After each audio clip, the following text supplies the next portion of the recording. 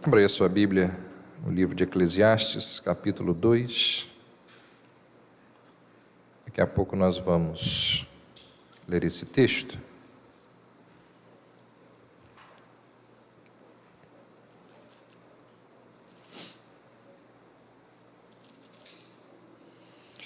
Nós temos pregado à noite sobre o Evangelho no trabalho. E hoje é a nossa terceira mensagem, nossa terceira reflexão em cima desse tema.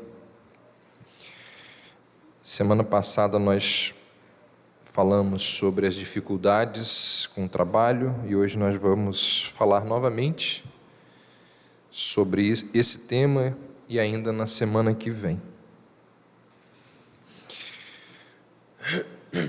Você é completamente talvez seja pedir muito, mas você é satisfeito naquilo que você faz, feliz com aquilo que você faz? Você realiza o seu trabalho sem reclamação ou sem qualquer insatisfação? Também é pedir muito. Mas, assim, aquilo que você realiza, aquilo que você faz, é aquilo que você sempre sonhou em fazer? Desde quando você era jovem, adolescente, você sonhou em fazer aquilo que você faz atualmente? Semana passada nós vimos que a queda de Adão e Eva, ela foi desastrosa e ela danificou uma série na verdade, ela danificou assim todas as áreas da vida humana e do mundo. E de todas as áreas que a gente pode lembrar ou citar aqui, talvez poucas tenham sido tão afetadas como o trabalho. Nós vimos que depois da queda, o trabalho existe num mundo sustentado por Deus, mas desorganizado pelo pecado. Semana passada nós vimos que por causa da queda, existe muita frustração ligada ao trabalho. Uma pesquisa recente mostra que para o trabalho ser satisfatório, é preciso que ele tenha 6 características combinadas. Olha só. 6 características juntas para que um trabalho seja satisfatório. Quais são elas? Primeiro, o trabalho deve ser feito de maneira eficiente e gerar resultados.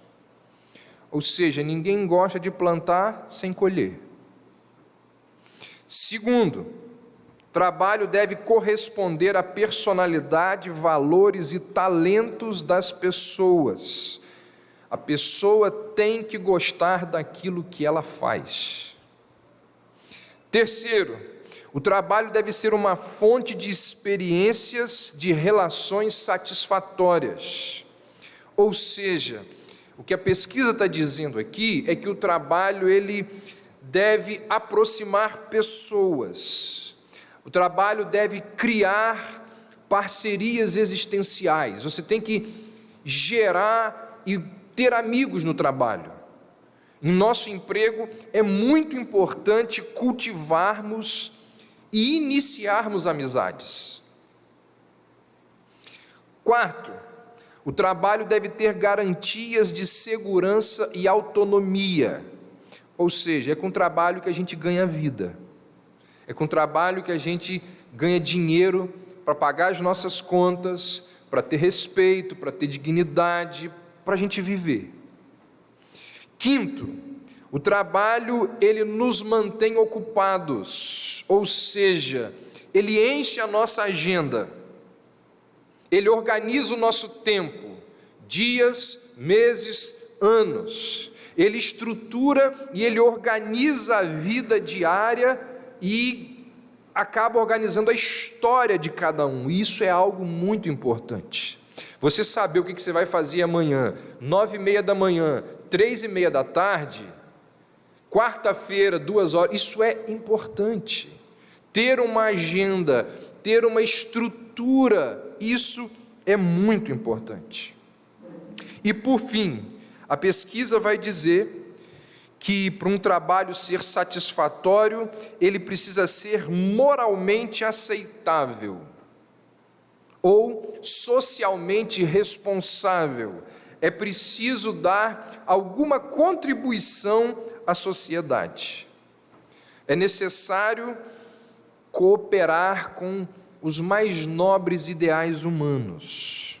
A pessoa, ela sente-se realizada por estar de alguma forma contribuindo com a humanidade, com a sociedade. Isso significa que as recompensas financeiras não são as únicas e não são as mais importantes pagas de um trabalho. Isso tanto é verdade que, para a pergunta, se você tivesse bastante dinheiro para você viver confortavelmente o resto da sua vida sem trabalhar, o que você faria em relação ao trabalho? A maior parte das pessoas responde: continuaria trabalhando. Trabalharia mesmo assim. Por quê? Porque o trabalho enche a nossa agenda. Porque o trabalho dá sentido. Porque o trabalho traz todas essas coisas que nós aqui listamos. Então, segundo essa pesquisa, um trabalho para ser satisfatório, ele tem que ter essas 6 características. Mas todos nós sabemos que ter pelo menos 3 delas já é um sonho. Se a gente conseguisse unir 3 dessas características, já seria algo extraordinário. Porque o fato é que grande parte das pessoas convive com vários tipos de insatisfação no seu local de serviço. A questão é tão séria que existem pessoas que são bem-sucedidas naquilo que fazem, mas não são realizadas naquilo que fazem. E aqui há uma diferença abismal entre ser bem-sucedido e ser realizado. Existem alguns textos bíblicos que nos falam dessas características que aqui foram listadas, que são características que, na verdade, elas estão na Bíblia. E que muitas vezes nós não conseguimos praticá-las, ou nós não conseguimos achá-las no nosso serviço por causa da queda, por causa do pecado, por causa de tudo aquilo que o pecado de Adão e Eva produziu no mundo. E um desses textos é esse que está aí diante de nós, Eclesiastes capítulo 2. Vamos ler a partir do verso 17. Pelo que aborreci a vida, pois me foi penosa a obra que se faz debaixo do sol. Sim, tudo é vaidade correr atrás do vento. Também aborreci todo o meu trabalho com que me afadiguei debaixo do sol, visto que o seu ganho eu havia de deixar a quem viesse depois de mim. E quem pode dizer se será sábio ou estulto?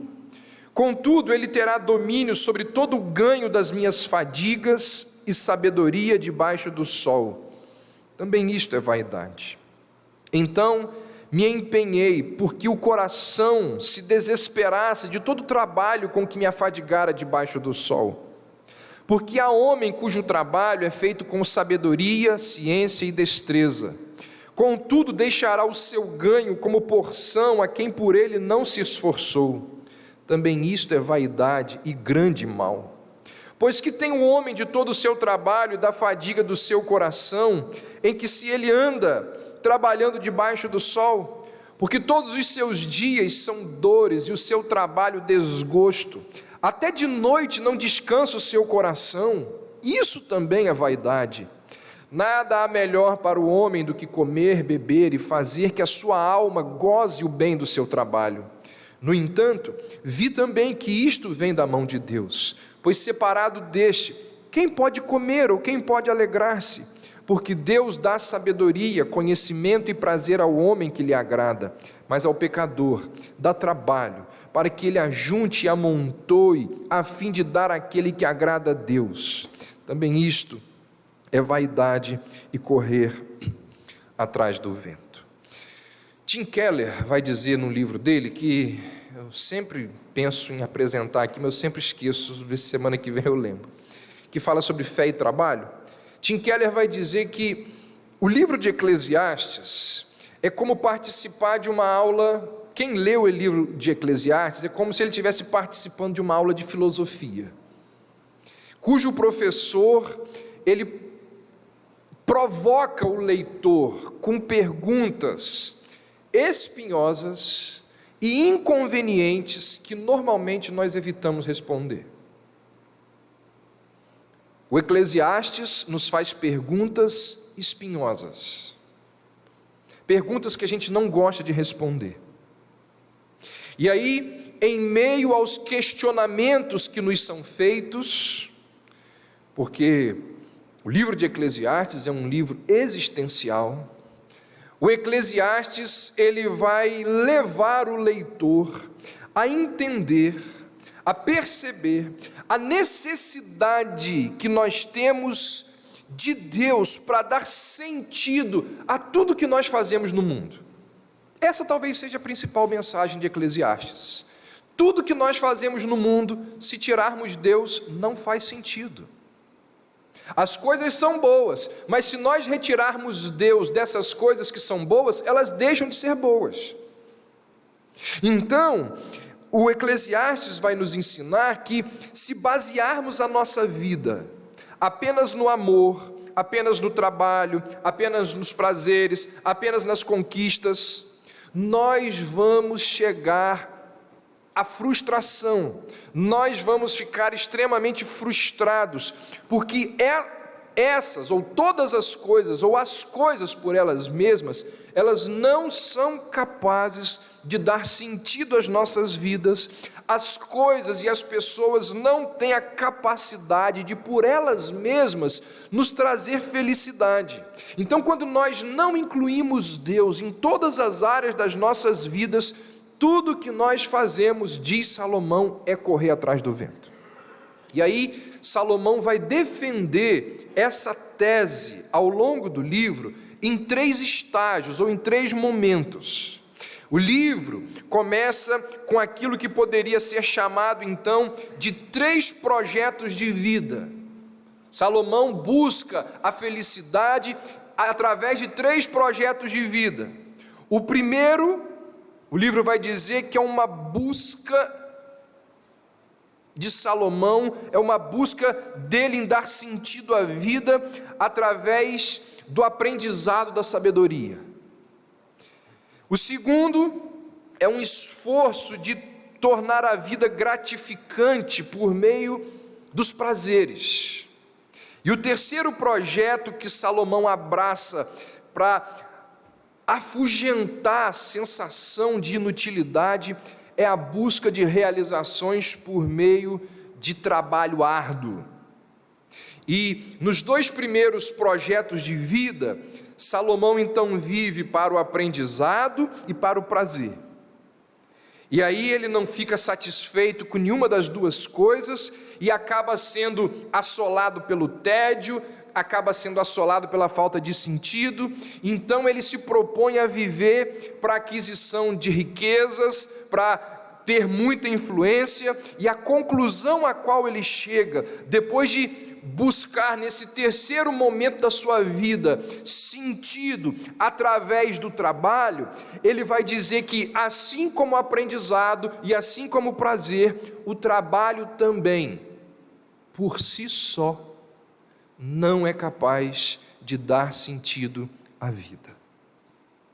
Então, recapitulando numa frase só, Salomão busca sentido para a vida, vírgula. através do conhecimento, do prazer e do trabalho. E ele diz, essas três coisas, por si só, se Deus não estiver incluída nelas, elas são incapazes de nos dar sentido para a vida. Olha o que ele diz no verso 17: aborreci a vida, porque a obra que se faz debaixo do sol me era penosa. Sim, tudo é vaidade e desejo vão. Por que ele chega a essa conclusão? Nós lemos, versos 18, 19 e 20 nos dizem que essas coisas são vaidade, porque não existem realizações que sejam eternas. Por isso que é vaidade.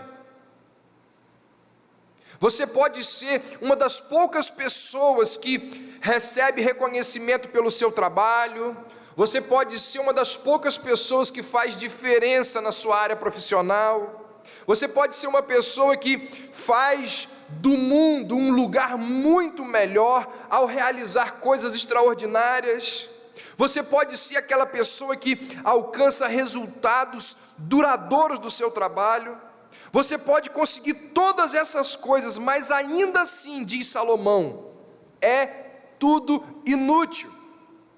Por quê? Porque mais cedo ou mais tarde, todos os resultados da sua labuta serão apagados da história.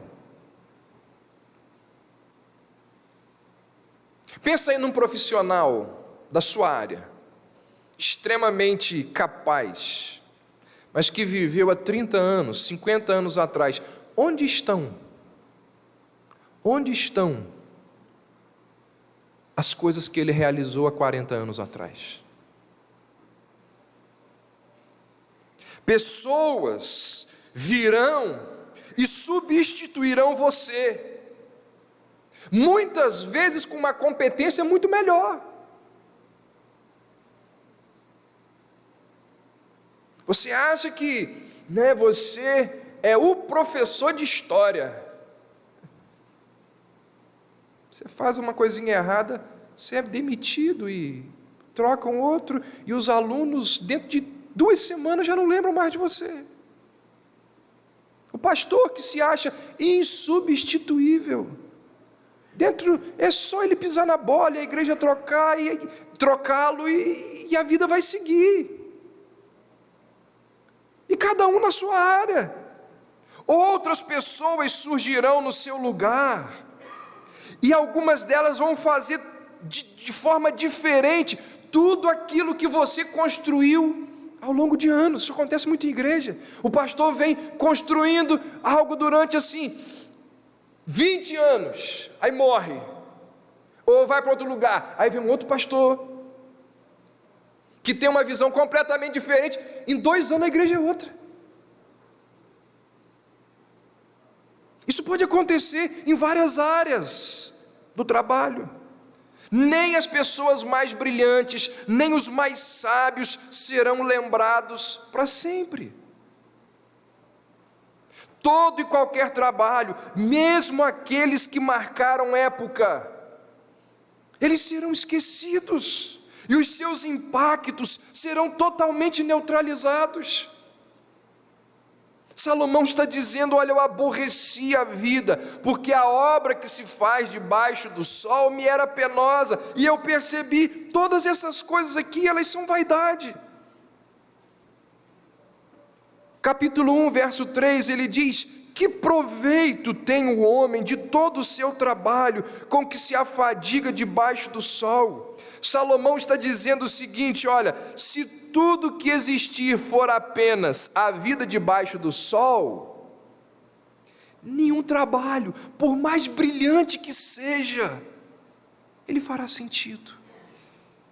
Se tudo que existe é só a vida debaixo do sol, não faz sentido.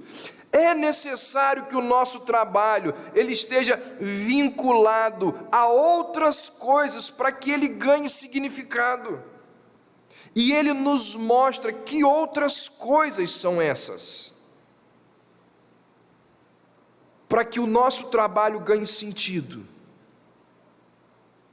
o que precisa estar vinculado a ele? Salomão nos mostra. Primeiro, é necessário desfrutarmos dos frutos do nosso trabalho. Olha o que diz o verso 24 do capítulo 2 que nós lemos: nada há melhor para o homem do que comer, beber e fazer que a sua alma goze do bem do seu trabalho. Salomão está dizendo, olha, para o trabalho fazer sentido, você tem que saber desfrutar os frutos que o seu trabalho pode gerar. Muita gente trabalha, acumula e nunca desfruta daquilo que acumulou. Não desfruta, não goza do fruto do seu trabalho. Muitas pessoas podem ser convencidas, ou elas argumentam, que elas estão trabalhando muito por causa dos seus familiares. Eu trabalho porque eu tenho que sustentar minha família, mas ele não tem tempo para a família que ele alega estar sustentando. Ele não usufrui. Ele não é abençoado e ele não abençoa a família que ele está sustentando com o trabalho. Pessoas que foram seduzidas pela proposta de ganhar cada vez mais, ao custo de não ter tempo para a sua família.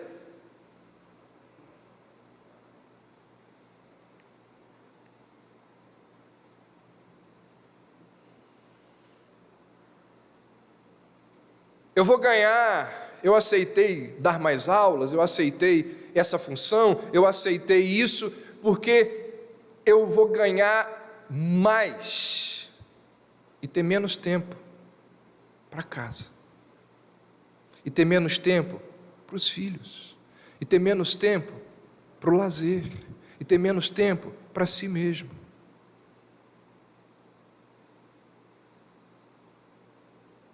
Eu vou ganhar mais porque eu quero comprar um apartamento melhor. Mas o apartamento melhor significa ausência nos jantares dentro de casa. O apartamento melhor significa ausência nos fins de semana com os filhos. O apartamento melhor significa ausência nos cultos da igreja.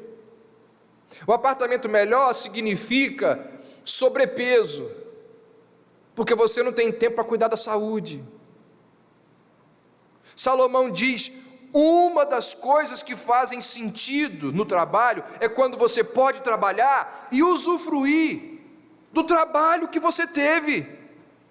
Muitas pessoas acumulam, mas sequer saem de férias, sequer passeiam com a família, não usufruem o que conquistaram. Salomão diz, isso não faz sentido. Isso é completamente insano. Olha o que ele diz no capítulo 3, verso 22.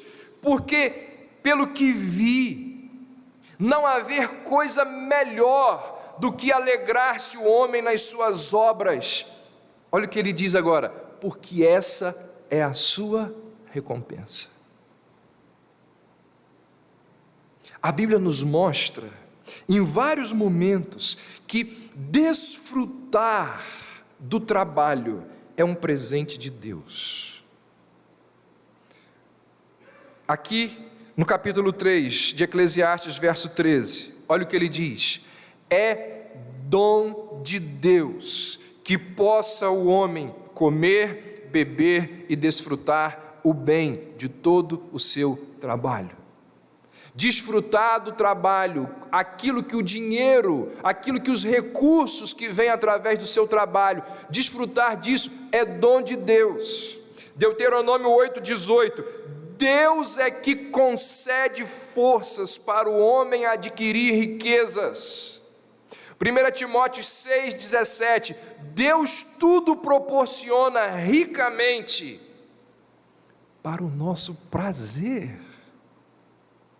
para desfrutarmos daquilo que temos trabalhado para desfrutar. Deus usa graciosamente o nosso trabalho para nos proporcionar satisfação, prazer. E quando nós desprezamos essa dádiva de Deus, isso é alienante, isso beira a loucura. É isso que Salomão diz aí, olha aí, capítulo 4, verso 6, ele diz: melhor é um punhado de descanso do que ambas as mãos cheias de trabalho e correr atrás do vento. Olha a imagem, a figura, a ilustração que ele usa aqui, um punhado com tranquilidade. Poucas pessoas conseguem entender e viver a partir disso daqui. Salomão recomenda um punhado com tranquilidade em contraste com duas alternativas, que o contexto vai dizer. Uma é ter as duas mãos cheias de riquezas, que resultam, como ele vai dizer, de muito trabalho e perseguir o vento. Gente que tem as duas mãos cheias, mas não consegue usufruir, é gente que está acumulando, mas o que ela está fazendo é correr atrás do vento. A outra opção é ter as duas mãos vazias, como resultado da preguiça, da indolência, do ócio, do tolo que não trabalha de jeito nenhum, é o que ele diz no verso anterior. Então Salomão nos diz que nós devemos buscar essa dádiva divina por meio de um equilíbrio. Ele está dizendo o seguinte: tranquilidade sem trabalho não nos traz contentamento. E o oposto também é verdade: trabalho sem tranquilidade não serve de nada. É preciso, diz ele, unir trabalho e tranquilidade. Essa é a receita para que o trabalho faça sentido. O problema é que essa é uma das coisas mais difíceis de serem feitas na vida. Então, recapitulando, Salomão está buscando sentido para a vida, e ele percebe que os prazeres, a sabedoria, essas coisas e o trabalho, essas coisas, se elas não estiverem atreladas a outras coisas, elas não fazem sentido. Para a nossa realidade aqui, nós estamos falando do trabalho, e Salomão diz assim: o trabalho ele é alienante quando uma pessoa não é capaz de desfrutar do fruto do seu trabalho.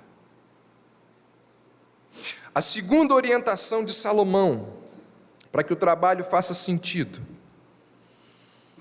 é ter prazer naquilo que se faz. Olha o que diz o verso 24 do capítulo 2: para o homem não existe nada melhor do que comer, beber, e olha o que diz agora: encontrar prazer no seu trabalho. Encontrar prazer no seu trabalho. Atualmente, muitos, talvez a maior parte dos universitários, eles não escolhem a profissão mais adequada à sua capacidade e às suas habilidades. Em nossos dias, a maior parte dos jovens, eles procuram aquele emprego que possa exaltar a sua imagem. E para esses jovens existem somente dois tipos de trabalho que se encaixam nessa categoria. São aqueles que pagam bem e são aqueles que trazem uma boa imagem diante da sociedade. O negócio é tão sério que tem até emprego que paga bem. Mas esse emprego que paga bem, ele não traz uma boa imagem diante da sociedade. Político, por exemplo, paga bem, mas não, né? Político nos dias de hoje. Então existem trabalhos que a remuneração é boa, mas a imagem diante da sociedade não é lá. Então o jovem procura o quê? Aquele que paga bem e aquele emprego que traz uma imagem boa diante da sociedade. E aí, ao buscar essas duas coisas, dinheiro e glamour, muitos jovens acabam escolhendo profissões que não tem nada a ver com eles. Profissões que não são adequadas aos dons e talentos que eles possuem. Percebe-se claramente que ele não tem talento para aquele tipo de profissão. E quando ele tenta desenvolver, ele não faz muito bem. E como a exigência do mercado e como a competição é cada vez maior, por ele não ter talento naquela área, ele acaba não se saindo muito bem. A competição é muito grande, as exigências são muito grandes. E ele está ali, mas ele não tem talento para aquilo, e ele não se sai muito bem. E com o passar de anos, de décadas, surge aquele senso de insatisfação, aquele senso de inutilidade do trabalho, porque ele não faz tão bem como o outro. Se é que ele faz. Ou seja, não basta trabalhar na profissão que paga bem, não basta trabalhar na profissão que gera uma boa imagem diante da sociedade. A pessoa precisa ter talento naquilo que ela faz. Alguém disse que para dar certo na vida, nós precisamos de trabalho, talento e estrela. Trabalho, talento e estrela. Com talento e trabalho, vamos longe. Com talento e estrela, também. Mas apenas com trabalho e estrela, seremos sempre medíocres. Ou seja, o fator determinante do sucesso é o talento. Sabe o que é talento? Talento é aquilo que você acha fácil e todo mundo acha difícil. Isso é talento. Você faz com a maior tranquilidade.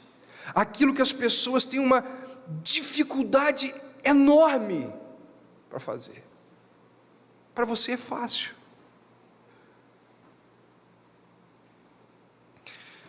Um famoso pianista chileno chamado Cláudio Arrau, anos atrás, ele comemorou seus 70 anos de idade com uma turnê extremamente cansativa pela Europa. E aí alguém, um repórter, durante uma entrevista, virou-se para ele e perguntou o seguinte: um homem com 70 anos não deveria trabalhar menos? Sabe o que ele respondeu? Meu filho, quanto mais eu gosto do que eu faço, menos eu chamo de trabalho. Por quê? É o dom dele. Foi isso que Deus lhe deu. A gente não vai entrar nesse assunto aqui, porque isso é assunto para, acho que a 7ª ou 6ª mensagem que nós vamos pregar sobre isso. Nós vamos falar sobre vocação e chamado. Você vai ver que Deus deu a cada pessoa um dom, uma vocação. E quando a pessoa não está trabalhando na sua vocação, sabe qual é o resultado? Frustração. É quando a pessoa não tem talento, ela não está desenvolvendo o seu talento. Gera frustração, é o que Salomão está dizendo. Para o homem, ele precisa encontrar prazer no seu trabalho. Confúcio, ele disse assim: escolha um trabalho que você ame, e não terá de trabalhar um único dia na sua vida. Então, Salomão estava certo, porque ele disse: o homem precisa trabalhar em algo que lhe dê prazer. Por isso que tem um monte de gente frustrada, porque trabalha em algo que não foi aquilo que Deus separou para ela fazer. Por isso que o trabalho não faz sentido. Salomão percebeu isso. Por isso que existem músicos brilhantes trabalhando como contador. Existem grandes enfermeiros servindo pizza. Existem artistas que estão trabalhando como caminhoneiro, engenheiro vendendo carro em agência, advogado trabalhando como auxiliar de escritório. Milhares de pessoas estão trabalhando em algo que não é exatamente aquilo que eles desejariam, principalmente no Brasil. E isso gera frustração, muita frustração. Você quer ver uma coisa aqui que acontece dentro das paredes eclesiásticas? Gente, acho que foi Spurgeon que disse, não sei, Spurgeon uma vez disse assim: existem alguns pastores que seriam excelentes diáconos, mas resolveram ser pastores, e são péssimos pastores, porque o chamado dele não é para ser pastor, é para ser diácono. Trocou. Péssimo pastor, seria um excelente diácono. É um péssimo médico, seria um brilhante veterinário. Como Geraldo lembrou hoje aqui, né? Você entra em alguns consultórios médicos, você sai dali pensando que esse cara tinha que ser veterinário, porque do jeito que ele me tratou, não é? Ele tinha que cuidar de bicho. Você pensa e olha assim, e fala, e olha ali um funcionário público, e o cara na maior educação, esse cara está fazendo aqui, não é? É até estranho. Gente que não está desenvolvendo o seu dom, porque está na área errada. Salomão diz, isso traz frustração. E essa triste realidade faz parte das dificuldades impostas pela queda. Ou seja, não existe oportunidade para todo mundo. Resultado: insatisfação, frustração, tédio, enfado, desprazer, descontentamento. O trabalho não faz sentido.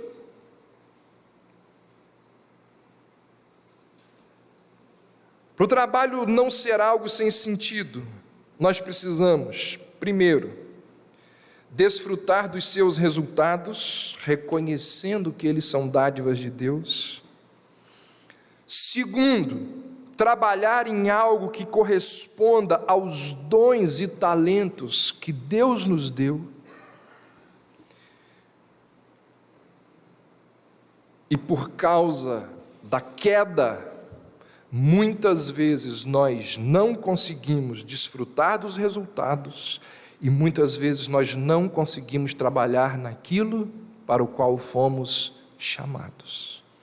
E por fim, para o trabalho não ser algo sem sentido, nós precisamos contribuir com o próximo.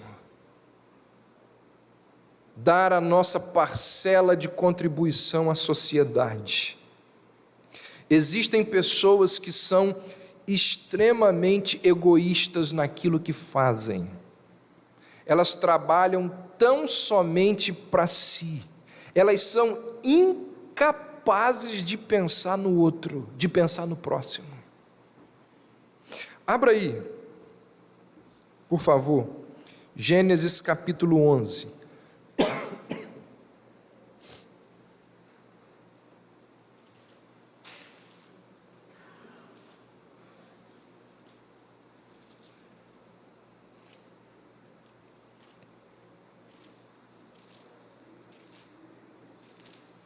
Gênesis 11, versos 2, 3 e 4.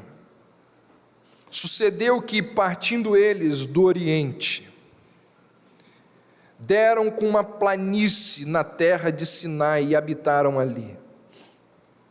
E disseram uns aos outros: vinde, façamos tijolos e queimemo-los bem.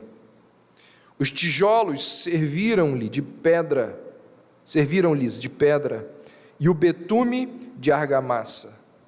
Disseram: vinde, edifiquemos para nós uma cidade, uma torre, cujo topo chegue até os céus, e tornemos célebres o nosso nome, para que não sejamos espalhados por toda a terra. Até aí.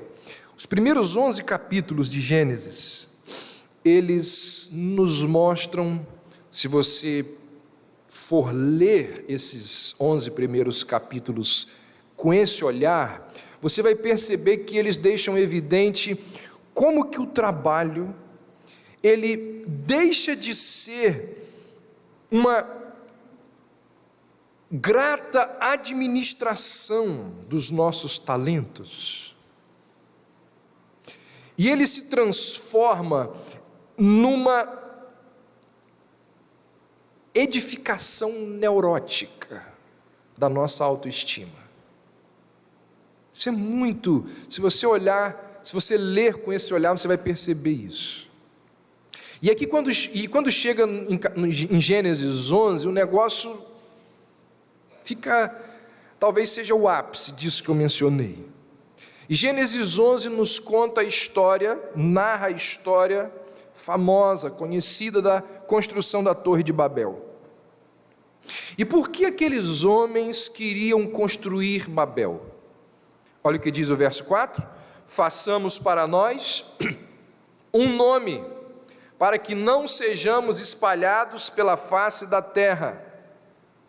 Façamos para nós um nome, isso lembra o quê? Poder, fama, autonomia. Façamos uma torre cujo topo toque o céu. Ou seja, eles atribuem ao trabalho algo ou um valor espiritual que deveria ser atribuído somente a Deus. Eles transformaram em ídolo as suas realizações, transformaram em ídolos os seus talentos individuais. Edificação neurótica da autoestima. E é interessante que a cena final dessa breve história é Deus condenando a cidade. Deus lhes castiga, confundindo a linguagem, de modo que o que acontece é desunião, e aquelas pessoas, elas são dispersas. A mensagem aqui é muito clara: a nossa necessidade de reconhecimento pessoal, ela provoca desunião, ela provoca competição, ela provoca rivalidades. Por que essas coisas normalmente acontecem no ambiente de trabalho? Por que normalmente tem rivalidade, competição? Porque nós queremos nos afirmar em cima dos outros, porque nós somos vaidosos, porque nós somos orgulhosos. A vida é a mensagem aqui de Babel, a vida de autoglorificação torna impossível a comunhão entre as pessoas. Vai cada um para um lado, vai cada um falar uma língua. Quando nós trabalhamos sem levar em conta o outro, o próximo, a sociedade, frustração acabará acontecendo nas nossas relações.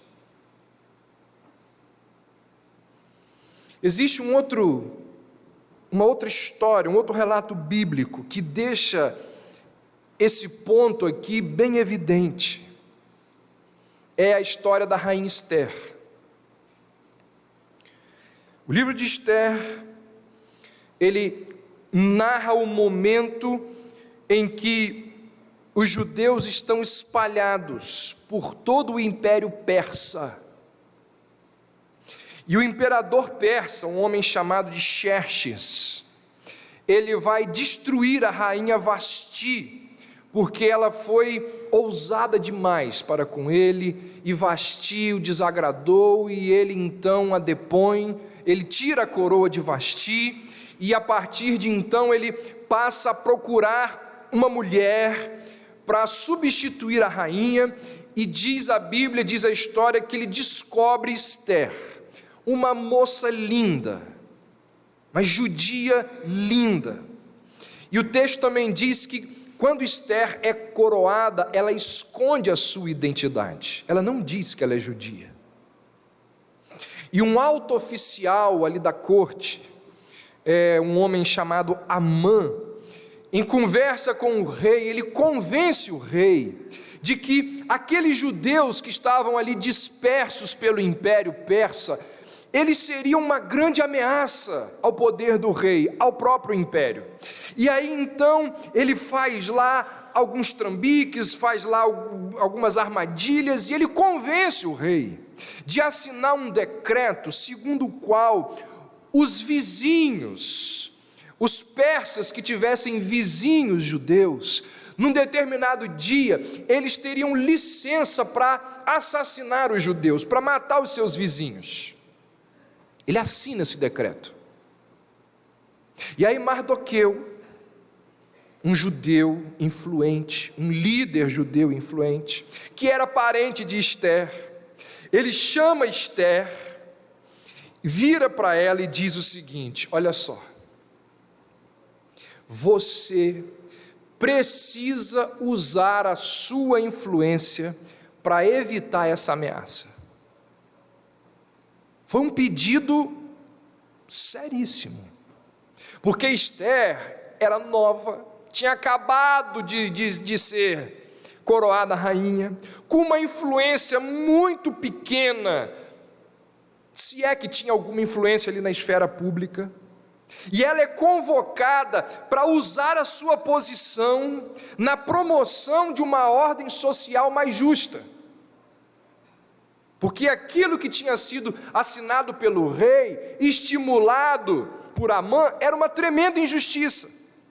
E quando Mardoqueu faz o pedido, diz o texto que Ester treme, ela literalmente treme. Afinal, indispor-se contra o rei não significava perder o emprego, indispor-se contra o rei significava perder a vida, era ofensa capital entrar na presença do rei sem ser chamado.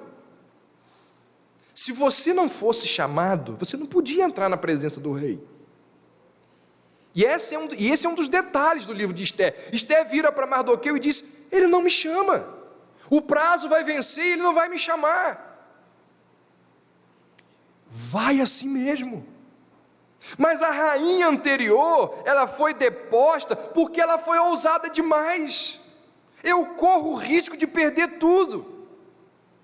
Aí Mardoqueu vira para ela e diz assim: você não pense, você não imagine que por você estar no palácio do rei, que você vai ser a única judia a ser poupada. Porque se você ficar quieta agora, socorro e livramento vão surgir de uma outra parte para os judeus, mas você vai perecer. O argumento dele com Ester é uma coisa angustiante. Ele está dizendo assim: se você se arriscar a perder o palácio, talvez você perca tudo. Talvez você perca tudo. Mas se você não se arriscar a perder o palácio, certamente você vai perder tudo. Porque se todos os judeus forem mortos, você vai ser descoberta e assassinada. E se os judeus não forem mortos, você vai ser considerada uma traidora.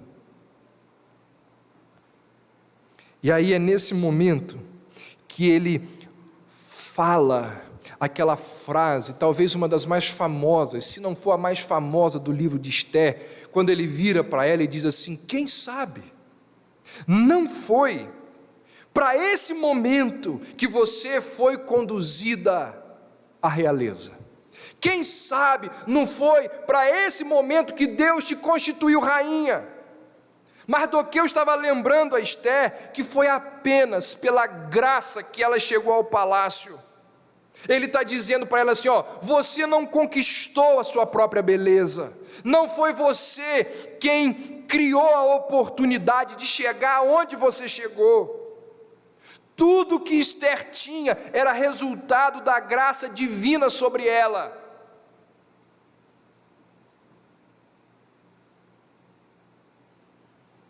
Você já pensou como que isso é verdade em relação a você?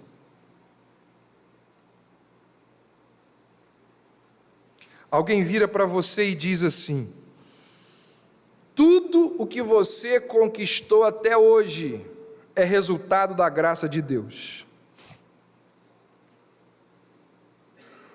Aí você retruca e diz assim: pastor, você não sabe o quanto que eu ralei para passar no vestibular. Graça de Deus?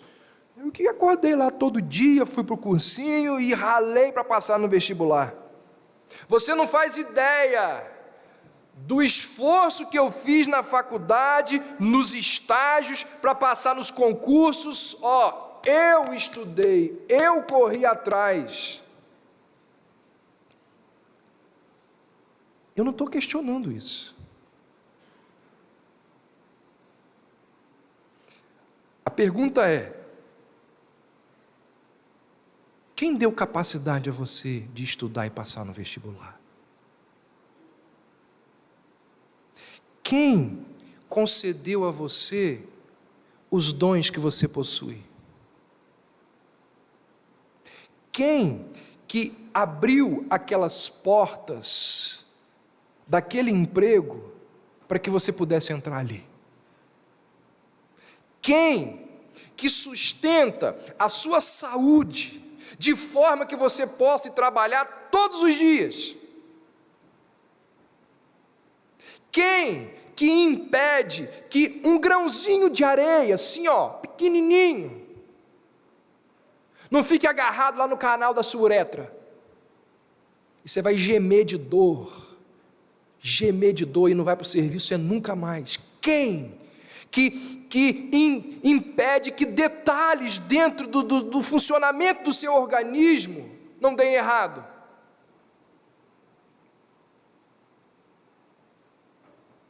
É o que ele está dizendo para Esther.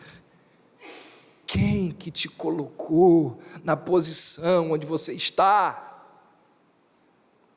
E você acha que você não deve servir aos outros? Se você está onde você só está porque Deus permitiu você estar onde você está. E aí, qual é a contribuição que você oferece ao próximo, à sociedade com o seu trabalho? A quem você abençoa com aquilo que você faz? Quando Paulo escreve aos crentes em Éfeso, ele diz assim: aquele que furtava, não furte mais, antes trabalhe, fazendo com as mãos o que é bom, para que tenha. Olha só, olha o raciocínio do apóstolo. Aquele que furtava, não furte mais, antes trabalhe, fazendo com as mãos o que é bom. Para quê, Paulo? Para que tenha o que repartir com aquele que tem necessidade. Paulo está nos dizendo de forma bem clara que nós não podemos trabalhar apenas para satisfazer as nossas necessidades. Paulo está nos dizendo que nós devemos olhar para o trabalho como um meio através do qual nós podemos ajudar o outro. Gente, isso é completamente revolucionário, sabe por quê? Porque essa não é a visão de mundo, não é a visão de trabalho do mundo. No mundo do trabalho, o trabalho é uma ferramenta para você alcançar os seus sonhos, os seus objetivos. A Bíblia nos oferece outra razão para a gente trabalhar: ajudar o próximo. Capitalismo ensina isso. Completamente contrário ao espírito capitalista, consumista da nossa época. Preste atenção, para você aí não dizer que eu estou entrando em contradição. Você deve sim gozar do fruto do seu trabalho, mas não só isso. Você deve sim trabalhar a fim de suprir as próprias necessidades. Mas não só isso. Lembra lá a pesquisa? Que não é bíblica, mas tem um monte de princípios bíblicos. Tem que estar tudo junto. Existe algo além. Você precisa, com o seu trabalho, abençoar o outro, abençoar a sociedade, contribuir para o mundo. O fruto do seu trabalho precisa gerar resultado na vida das pessoas. Por isso, gente, presta muita atenção no que eu vou falar aqui. Por isso que não é bíblica a ideia e o estilo de vida que leva um jovem a estudar muito, a ter um ótimo emprego e a viver apenas para ele mesmo. Isso não é bíblico. Com o ótimo emprego que ele possui, esse jovem vai, honesta e corretamente, ele vai comprar o apartamento dele, ele vai comprar o carro dele, ele vai se especializar, ele vai viajar, ele vai desfrutar da vida. Isso é tudo de bom, e Deus te deu condições para você desfrutar disso, mas se ficar só nisso, é pecado. Não é só isso. Lamentavelmente, na vida de muitos jovens é isso que acontece. O fruto do meu trabalho é só para eu desfrutar. Paulo diz, tem que repartir. Salomão diz, o fruto do seu trabalho, bem como o seu trabalho, é para ajudar o outro.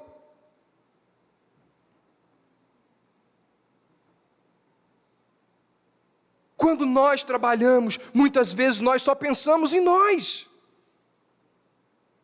Mas e o reino de Deus? E a igreja? E as pessoas necessitadas? E o próximo? Essas pessoas também devem ser alvo do seu ganho, do seu talento, do seu tempo. Eu repito, ganhar muito dinheiro e investir somente em si mesmo é pecado. Grave.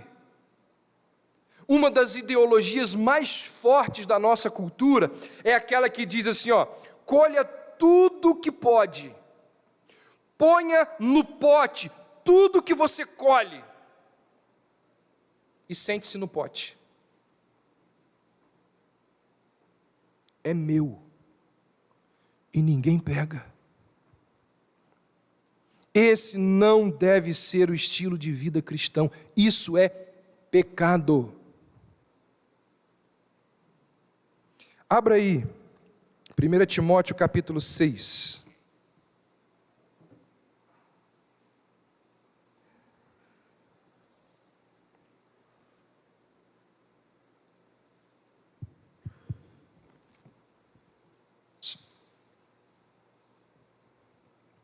Primeira Timóteo 6, a partir do verso 17.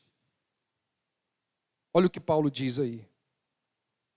Ordene aos que são ricos no presente mundo, que não sejam arrogantes, nem ponham a sua esperança na incerteza da riqueza, mas em Deus, que de tudo nos provê ricamente para a nossa satisfação. Ordene-lhes que pratiquem o bem, sejam ricos em boas obras, generosos em dar e prontos a repartir. Desta forma, eles acumularão um tesouro para si mesmos, um firme fundamento para a era que há de vir, e assim alcançarão a verdadeira vida.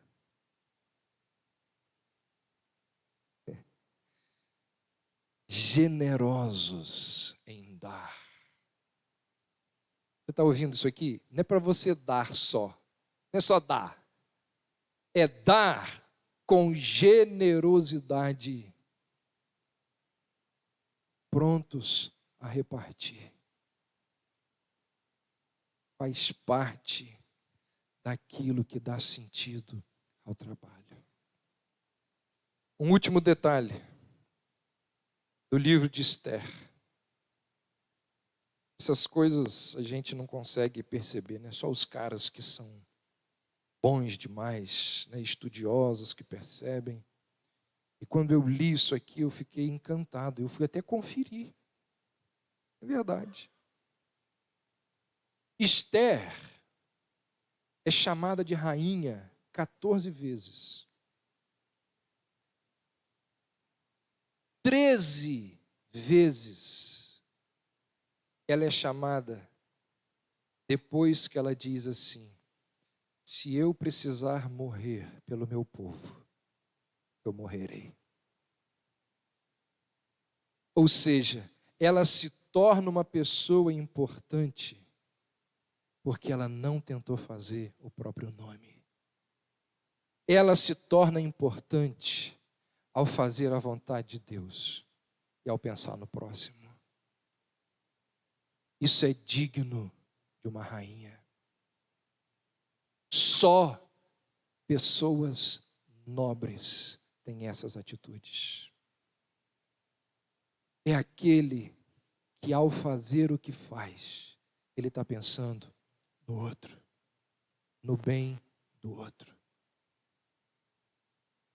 Salomão nos diz que se tudo que existir for apenas a vida debaixo do sol, nenhum trabalho, por mais brilhante que seja, ele fará sentido.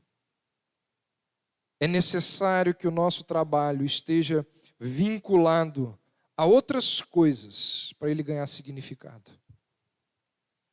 Para o trabalho não ser algo sem sentido, nós precisamos desfrutar dos seus resultados, reconhecendo que eles são dádivas de Deus. Nós precisamos trabalhar em algo que corresponda aos dons e talentos que Deus nos deu. E ele precisa, de alguma forma, contribuir para a sociedade, ajudar o Criador a colocar a ordem nesse mundo. Ele precisa abençoar o próximo. Que a sua semana de trabalho possa ser orientada, pautada por essas verdades. Pastor, eu já faço tudo isso. Deus te abençoe. Continue. Não se esqueça desses princípios. E você que tem dificuldade, clame ao Senhor. Peça a Ele que o ajude. Pastor, e eu? O que tem em você? Trabalho há 15 anos em algo que eu detesto. Escolhi a carreira errada. Na verdade, eu queria ser astronauta, mas não dá mais para ser astronauta. A minha sugestão é que você continue ouvindo as mensagens. A gente vai falar dessa e de tantas outras situações envolvendo o mundo do trabalho. Que Deus tenha misericórdia de nós e nos ajude ao trabalharmos, ao exercermos as nossas funções. E que aquelas que já ouvimos e as outras verdades que ainda iremos ouvir, possam abençoar as nossas vidas. Vamos orar? Ó Deus,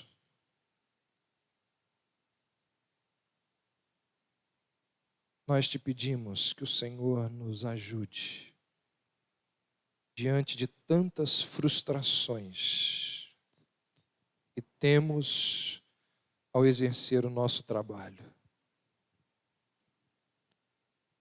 Ó Deus, as dificuldades por causa da queda, os espinhos, os abrolhos, as ervas daninhas que surgem diariamente na produção do nosso alimento, no cuidar do nosso jardim.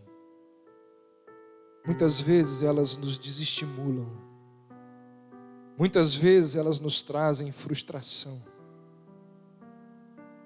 muitas vezes elas nos levam a odiar a segunda-feira,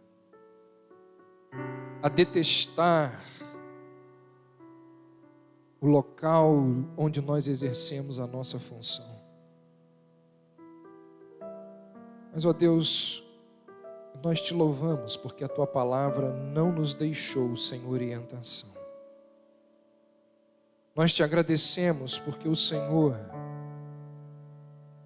nos deu uma série de ordens, de leis, de conselhos que nos auxiliam, que nos ajudam a enfrentarmos os adversários, a enfrentarmos a competição, a inveja, a fofoca, a calúnia, o desrespeito no local onde nós trabalhamos. Essas orientações, elas nos servem de guia para como procedermos dentro do jardim. Ó Deus, que essas verdades possam sustentar a nossa fé, consolar-nos, dar-nos estímulo, que essas verdades possam nos ajudar amanhã, terça, quarta, quinta, sexta, nos nossos plantões, nas nossas salas de aula, nos consultórios, nas repartições públicas, no comércio, nos lugares onde os teus filhos e filhas aqui trabalham. Que ao baterem o ponto, que ao chegarem em seu local de trabalho, eles se lembrem dessas verdades e venham a fazer tudo para a glória do teu nome, como se estivessem servindo ao Senhor, para abençoar o próximo, para recolherem recursos para a sua casa, para terem condições de desfrutar do bem, do gozo, da alegria, do fruto que o trabalho é capaz de produzir. E nós encerramos, ó Deus, esse momento aqui, clamando ao Senhor, pedindo ao Senhor, por aqueles irmãos e irmãs que aqui estão, desempregados, que almejam um trabalho melhor. Ó Deus, abra as portas, faça com que eles sejam lembrados, para que eles possam fazer tudo isso que nós aqui ouvimos e tantas outras coisas mais. Nós assim oramos e te pedimos, em nome de Jesus.